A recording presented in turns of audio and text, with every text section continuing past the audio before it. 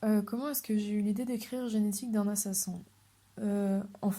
J'écris déjà depuis longtemps et j'ai toujours plus ou moins quelques projets sur le feu, partagés ou non, même si je les finis généralement pas.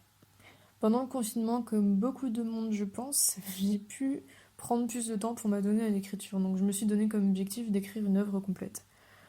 Ça a été compliqué, surtout au début. Je me suis lancée dans un exercice qui était, je pense, beaucoup trop complexe pour moi qui n'ai aucune connaissance technique en cinéma. C'était un scénario qui mettait en scène la vie d'Emma Goldman.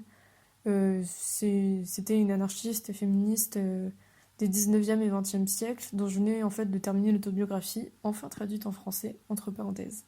Eh bien, malheureusement, le projet est tombé à l'eau. C'était très frustrant pour moi, en fait, de toujours devoir sacrifier la réalité historique pour l'inventivité, et vice-versa d'ailleurs. J'aime écrire et inventer, mais j'aime aussi beaucoup l'histoire, et c'était une réelle souffrance de toujours devoir faire primer l'un sur l'autre.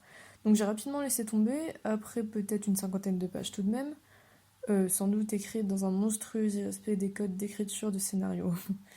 Mais je ne voulais pas rester sur un échec, alors j'ai entrepris d'écrire dans un format qui m'était peut-être plus familier, la nouvelle. Donc là encore, j'ai commencé plusieurs histoires sans les terminer, et j'en étais là de mes résolutions quand je me suis dit qu'un cadre pourrait m'aider à fixer mes idées. Je suis partie à la recherche de concours de nouvelles proposant des contraintes susceptibles de m'inspirer, et c'est comme ça que j'ai découvert ce concours-là, présenté donc par la maison d'édition Plumes Ascendantes.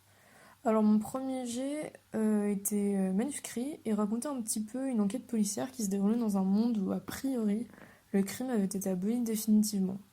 Sauf que je sentais bien que l'histoire manquait un peu de la substance de l'imaginaire, si je peux le dire comme ça, et c'est finalement en rêvant, plus précisément en cauchemardant, que j'ai réussi à combler ce manque. Je me suis vue en fait poursuivie par des assassins, donc comme paralysée, j'ai compris que j'étais perdue, parce que ceux qui me poursuivaient avaient comme implanté des sortes de conscience supplémentaires dans mon corps, ce qui m'empêchait de réagir comme je le voulais.